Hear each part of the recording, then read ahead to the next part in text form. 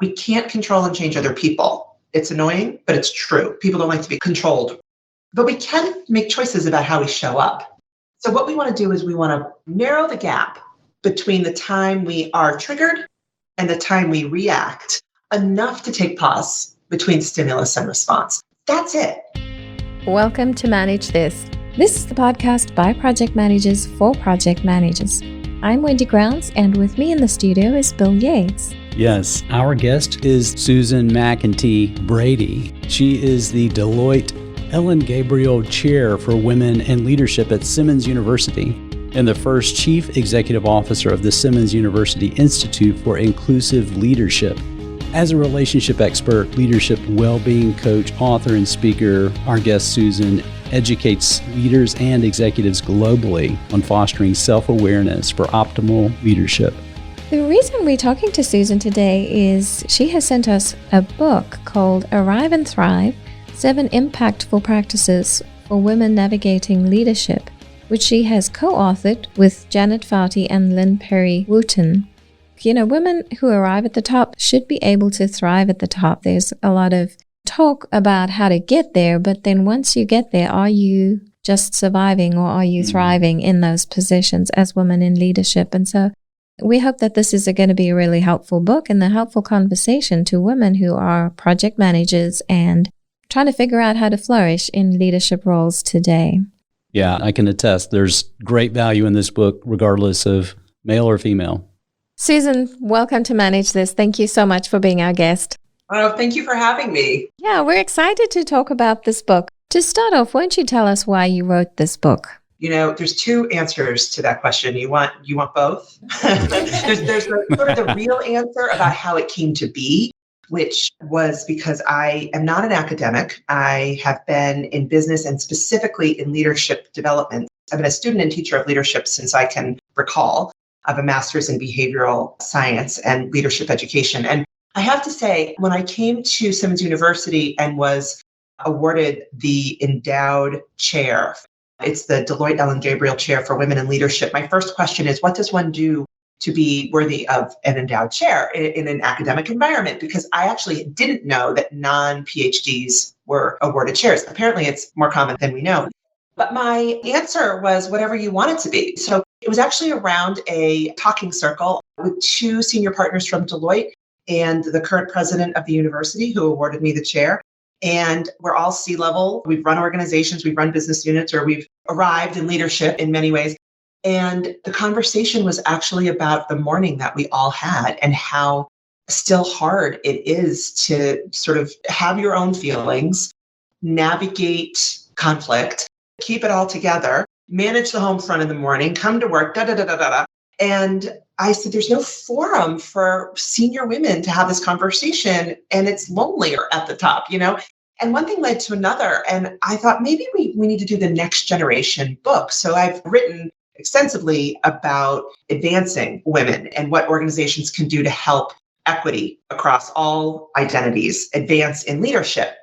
My former book, Mastering Your Inner Critic and 7 Hurdles to Advancement, was about sort of the invisible hurdles women struggle with to advance. This one came to be with my co-authors, Janet Fouty and Lynn Perry-Wooten. And the 3 of us pretty quickly unearthed these 7 practices about thriving. And so I have to tell you guys, there's been so much survival lately. We survived the pandemic, unless, of course, we had loss. Everybody's fatigued. It was so joyful to think about what is thriving and how can we help women in particular step in and thrive more as opposed to just surviving. That's Long good. answer. No, that's good. So who should read this book? This was a debate I had with my co-authors. Look, the book's title says 7 Practices for Women Navigating Leadership. There is nothing in this book that a man would read and not think, well, I could probably use that too. So look, very practical. It's written for women, and I hope allies of all genders read it. Excellent. Absolutely. Susan, tell us a bit about your collaboration on the book. Who were your co-authors and how did you team up to write this book? Janet doesn't like when I say this, but collectively, you know, we've got 85 years of leadership experience, the 3 of us. Janet Foudy is, so you know that Deloitte's a partnership. Janet Foudy is the executive chair. She runs the US operation for Deloitte. It's a huge job. And she has really made it in a very male dominated industry and has a very unique point of view about business and about the kind of business that Deloitte is and how her leadership was impacted by that. Lynn Perry Wooten is a scholar and an academic. She was at the Ross School of Business at the University of Michigan before she went to Cornell to lead there. She is one of few African-American women who preside in the top job at a university, and she is well published. So it was such an honor to partner with Janet and Lynn. I learned a lot from the two of them writing this book. I played somewhat lead author. They were collaborators and they took lead on some of the practices because frankly, it was more their expertise than mine. It was a total collaboration in the end, and a village of people helped us. There's a distinction between arriving, which is everything required to get into that position, and then you need to stay successful once you've got your position. You need to embrace what you call the skills to thrive in that situation. So can you take this personal now and highlight one or two of your skills that have helped you thrive in your position? Well, it didn't come easy, but I suppose I've done a better job listening. My grandmother used to say, God gave you 2 ears and 1 mouth for a reason, Susan. For an extroverted expressive, I have to tell you, leadership can be tricky because we can miss nuance, right? And interpersonal nuance. I would say I've had a focused intention on developing my own emotional intelligence and narrowing the gap between my intention and my impact, which I'm happy to dive into because leadership is a relationship. It's a social construct. And so there's all this room for subjectivity. And what I find is a lot of smart, well-intended leaders get involved in whatever they're doing because of technical interest in whatever their functional area is. And they get annoyed with and or struggle with the subjectivity of relationships, which is obviously mastering some of those skills is leadership. So that's the student and teacher in me. I've been working on that stuff for a while. So that's number one. So that's interpersonal between me and others. The other, I'd say the second thing that has helped me a great deal is my relationship with myself, which is how do I manage my thoughts and feelings such that I can come from a place of warm regard and respect, even if I disagree with you, not just for you, but also for me, right? So I think we get triggered out of feeling good enough about ourselves, and we get triggered into feeling like other people are disappointing us all day, every day. Like it is what it is to be human. You should have seen me with my daughter this morning. So learning the speed of the return to healthy, warm regard or compassionate center or your best, most grounded, centered, aligned self, doing that consciously and quickly will help you navigate all relationships in your life, not just work. So I've taken those two things on, intrapersonal, understanding my thoughts and feelings and how they impact my actions, and interpersonal. I'm a learner. There's no perfection at this, guys, because people are unique and different. And so what works with an approach with one person you work with probably might not work with another person. And so this is tricky business. But I think that those two things have both aided me and been they're my vocation, my interest. Yeah, it's like, and to your point, you're never done, right? You're always working on it. One of the things I appreciated in the book was just your transparency, talking about how you had to face that you were being too hard on yourself. I think you used the word brutal. I was brutal to myself, which I think a lot of us, we've got that perfectionist tendency, and especially if we're leading teams, there's so many times we come out of a meeting and we're kind of beating ourselves up going, man, I should have handled that better. Or I should have seen that coming, or I should have been better prepared. It's almost like a badge of honor we wear, I'm really hard on myself.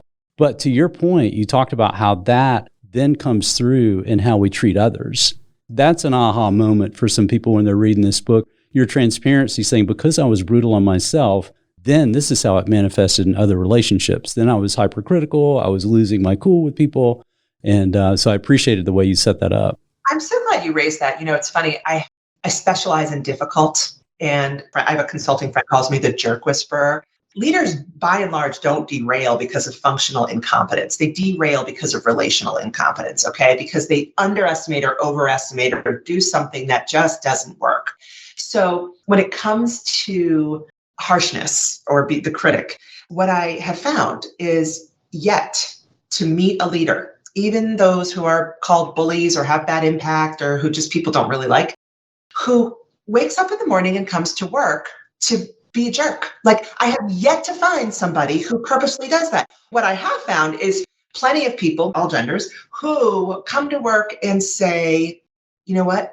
I strive to do this really well. And I push people, of course I do, to do it really well, right? That's the perfectionist. Or I just wanted it to be done this way, so there's control. Or I didn't want to talk about it, so I just didn't say anything. So it's like people have no idea. So it does come from what we think and feel drives what we say and do. And the first 2 books I wrote were about the inner critic, mainly because mine ran rampant for so long, mainly towards myself. But the energy can be, the inner critic is equal opportunity jerk inside our own head, right? It can be pointed at us or pointed at others. And I found a practice that changed my life, that helped me master my own narrative. And I've been practicing it for almost 15 years now. And I still, what used to set me off, I used to ruminate about it for a week or days or hours or minutes. I now can notice it and think, oh, girl, that's not a helpful thought. What's going on, right? My inner critic has always been a pretty big personality in me. And I have my inner well-being coach is finding her muscle, which is really fun. And this book helped her. Just asking, is this your self-centering practice? Is that the one Yes. you're... Describe that. This is in the book. This goes right along with your point. Describe that practice that you use. Yeah, I mean, it's kind of elegantly simple, right? It's just 4 steps. The first is you got to notice when your inner narrative is negative, right? Whatever that is. And it could be, I'll tell this story for those who have in the listening audience, teenagers. It was sort of mid-pandemic. And so we were in our groove of our family working and living and schooling from home. I have 2 teenage kids. And I came downstairs after a day of work when I already had lunch and cleaned the kitchen. And the sink was full of dirty dishes. And so I negotiated in my own mind, do I want to yell for everyone to come down and clean the kitchen, or will I do it? And I thought, I want to get dinner started. So I opened the dishwasher and somebody had laid a plate, saucer-like, on the lower drawer of the dishwasher. And I can't describe what happened next, but I think if a movie camera saw me, you would say that I lost my ever-loving mind. And I called an immediate intervention with my children. I had them come downstairs. It was mostly just annoyed, irritated. I mean, I went right to they are entitled. They think I'm here to wait on them. They don't pay attention. 2, I must be a horrible mother because I'm about to launch adults into the world who do not know how to place a dish in the dishwasher. I want to make sure they know, but like all of it was super intense. And because my kids know my work and I've been talking about this work, they're both standing there looking at me. They're like, Mom, you are not leading from your best self right now. Are you in your compassionate center? And I was like, I'm going to kill you guys. I mean, look, you get triggered. So the first thing, ideally, here's the good do, right? Ideally, I would have noticed the chaos and the saucer-like dish in the dishwasher. They know I like to maximize space in the dishwasher. It's one of my things. And they didn't do that just to piss me off. And I push pause the minute I hear myself go riled up. So should, shouldn't, should have, supposed to, those are your red flags. All you got to do in step 1 is notice. Step 2, after you notice, is take a hot breath. And, this could be a walk around the house. It could be literally breathing and centering. It could be take a couple days. I mean, if you're really upset about something, you should not have a conversation until you're back to center. So second is breathe, take space, take pause. Third is then we have to get back to compassion. So channeling some warm regard for ourselves and for others. I'm not a terrible mom. They're not terrible, entitled, beastly children. And then the last step is to sort of get curious and think about what is it that we need to maybe shift or change, or what I need to communicate in order to make sure this doesn't happen again, right? So had I done all of that, which I opted not to in this moment, as you know, I think it would have gone better. So it's first notice the swirl, take a time out, channel some compassion, which is the hardest thing I've found for women in particular to do, but also men.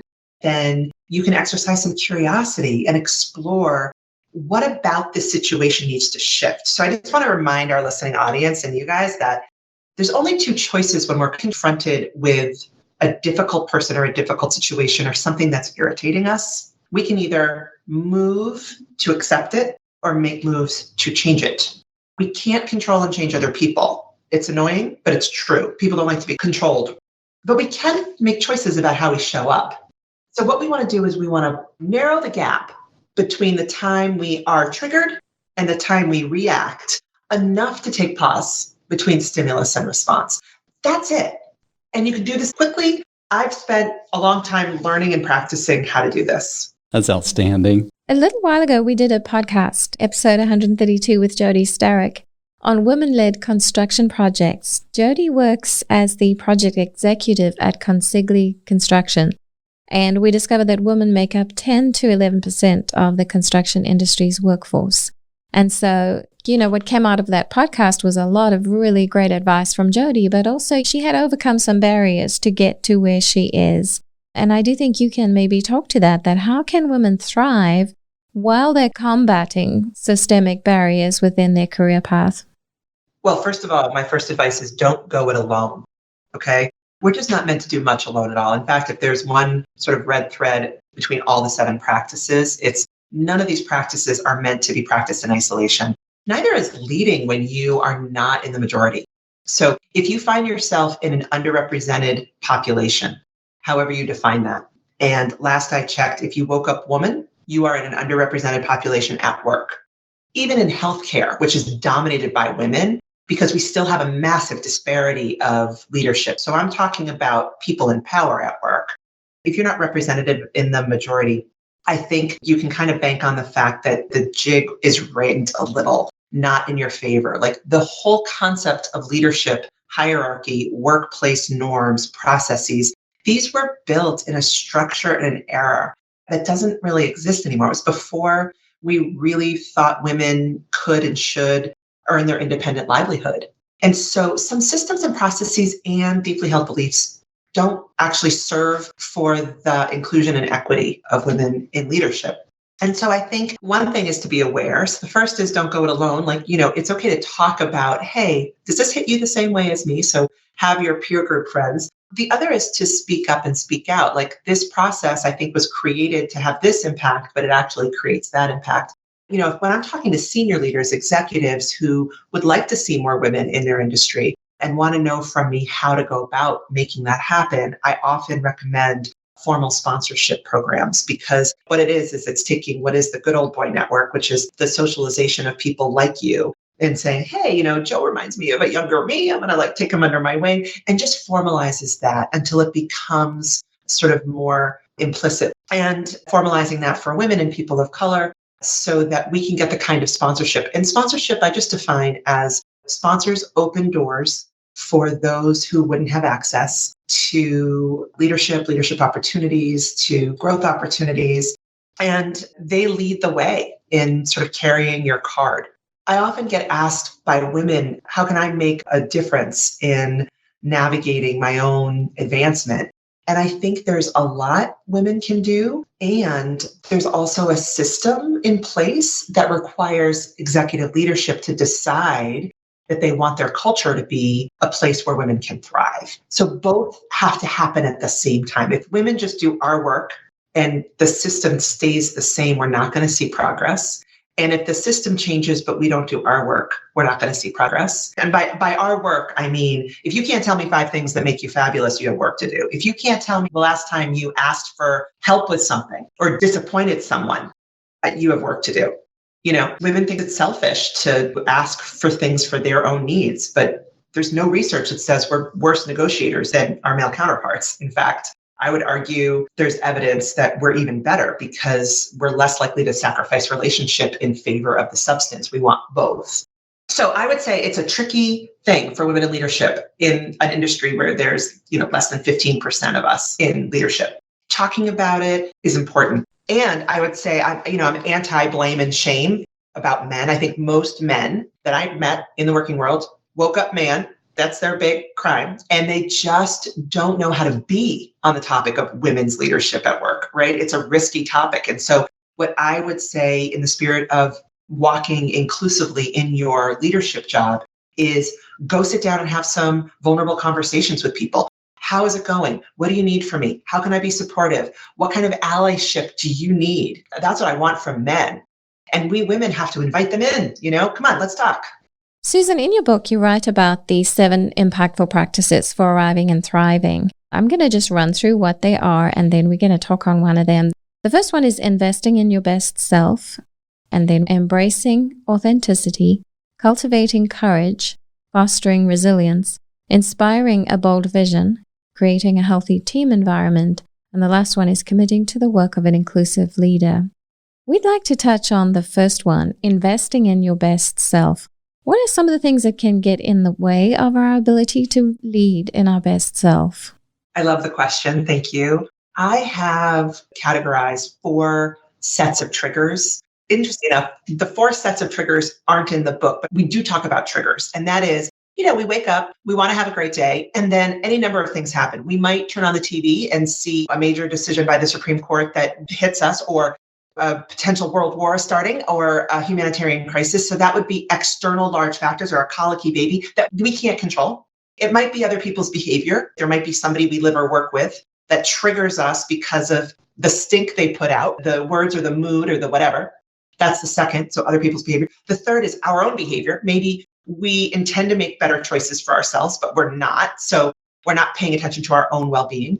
And then the fourth is really our thoughts and feelings and the narrative in our head that reacts to and can ruminate about all of the other 3 categories and more, about how we are less than or others are less than. So those 4 triggers disrupt and catapult us out of the best part of ourselves. But I just want to define best self for us so the listeners know. And that is, your best self is where your strengths and talents, both character strengths you're born with, as well as things you've worked on that you've become good at, come together with where you feel called to add value to others, which comes together with where you feel joy and vitality. And when those 3 things converge, I would argue that you're in your best self zone.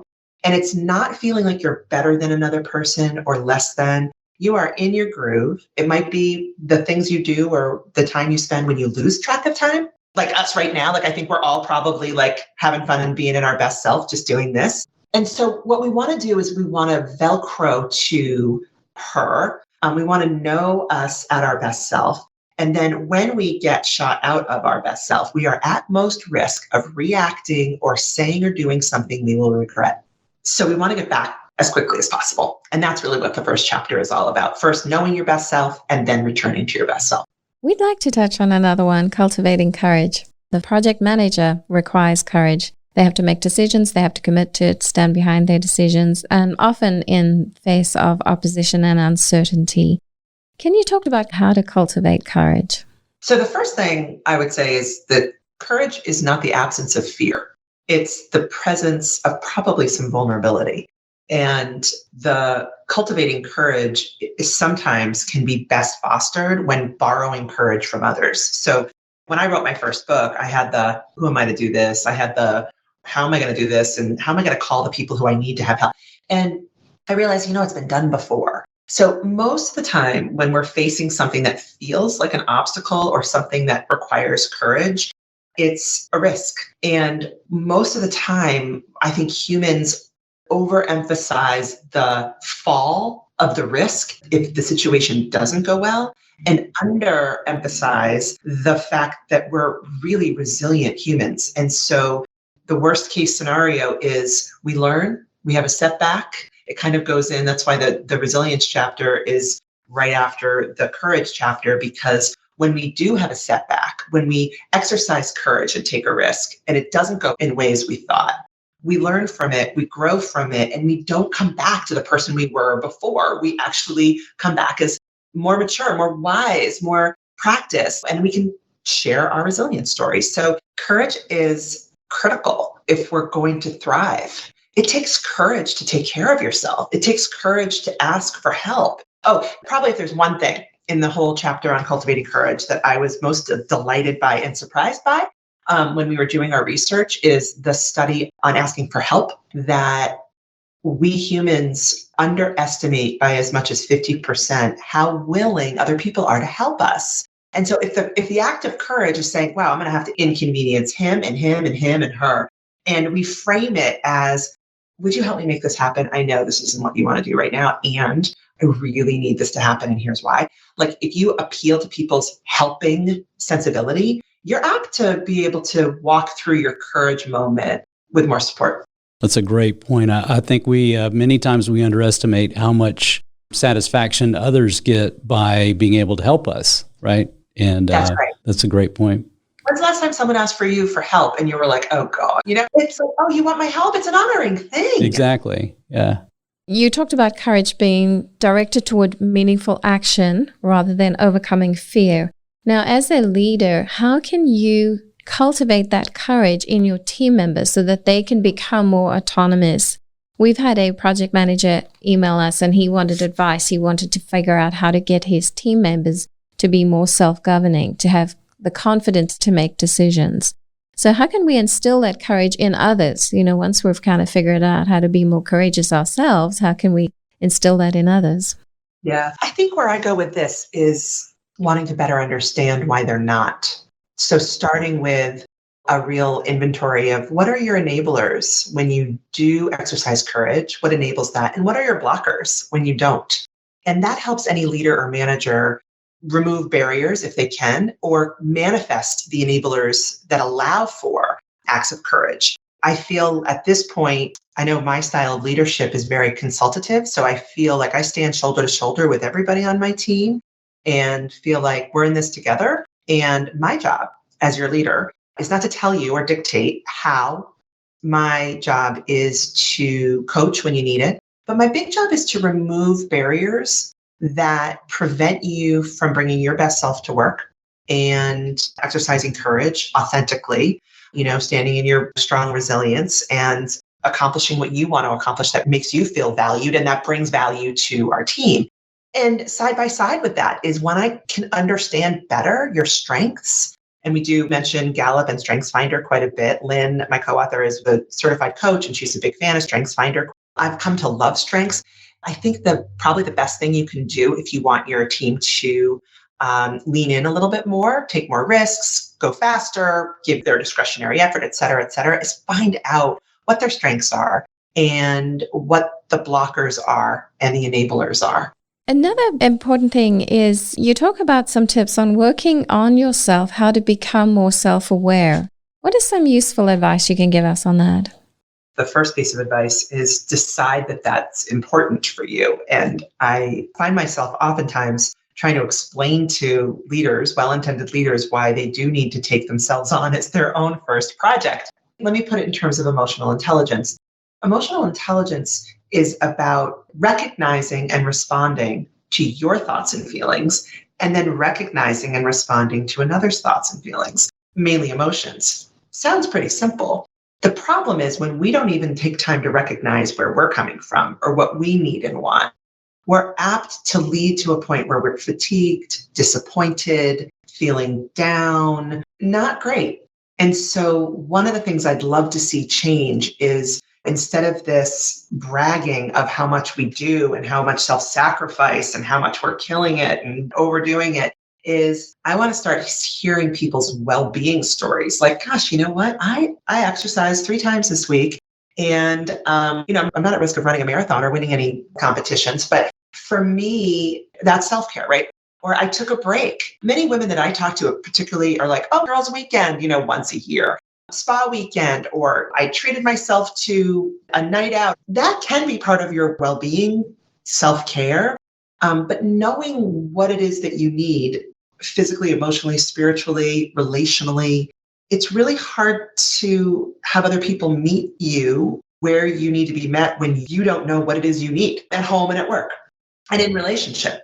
So it's important that we think about that. And a lot about the authenticity chapter, our second practice, has a good place to start is around understanding your values. And there's several exercises in the book where we talk about it's really understanding self. Like, what is your proclivity? I mentioned a couple of my favorite assessments that helped me understand myself better, and knowledge is power here, guys. Knowledge is power.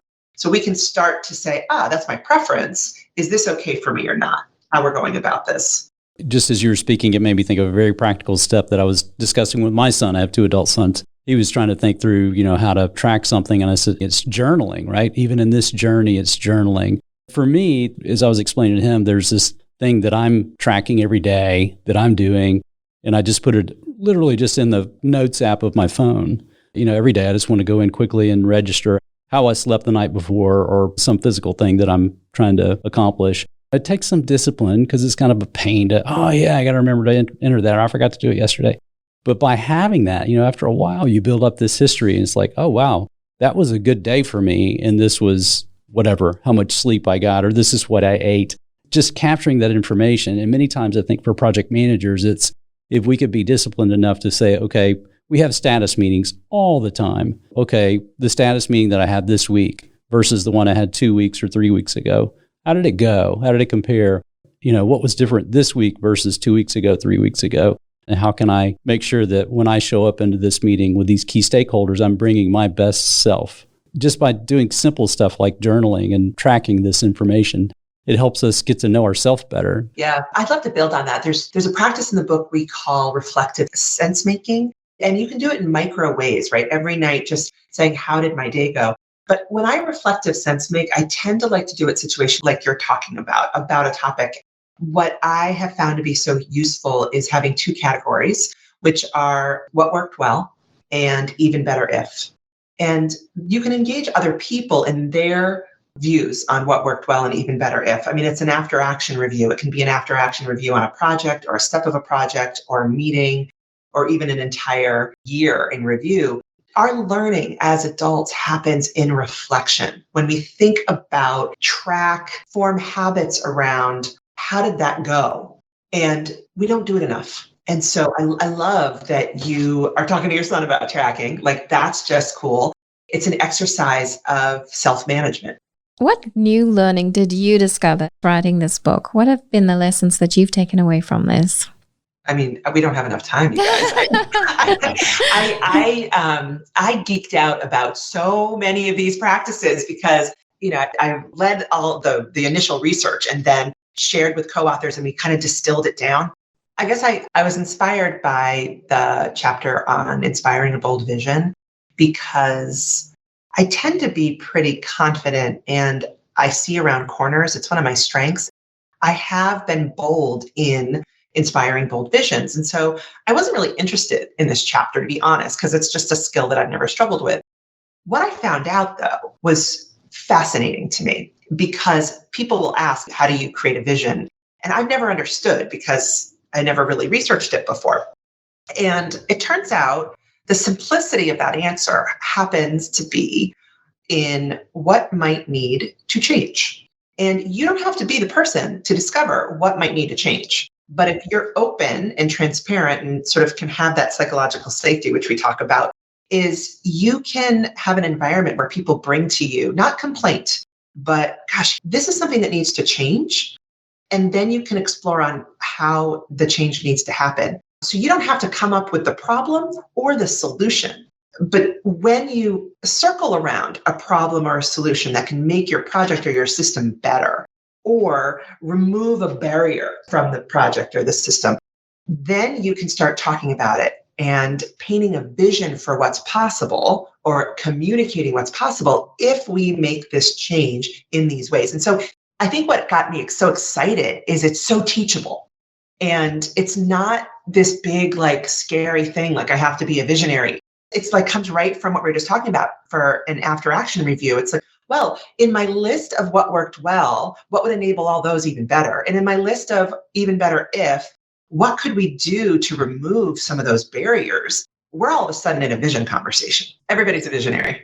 If our listeners want to find out more about your book or what you do, how can they reach out to you? Easy one-step process, arriveandthrive.com. And all of my other work and the work of our Institute for Inclusive Leadership at Simmons University is at inclusiveleadership.com. So we have all sorts of goodies for leaders looking to improve their interpersonal inclusive leadership capability and for women to step more into their leadership in general in their life. Thank you so much for your time. This is an impressive book, and just the fact that you could collaborate with two others and take all the information and experience and then bring it down to these 7 practices. That's impressive. You don't do something like this for yourself, that's for sure. No. I really want this to help. I wish I had these tools a while ago, and I'm really glad they're available now. So I hope our readers enjoy it, and I hope your listeners enjoy Arrive and Thrive. So thank you so much for having me. That's it for us here on Manage This. Thank you for joining us today. You have earned your free PDUs by listening to this podcast. To claim them, go to velociteach.com and choose Manage This Podcast from the top of the page. Click the button that says Claim PDUs and click through the steps. Until next time, keep calm and manage this.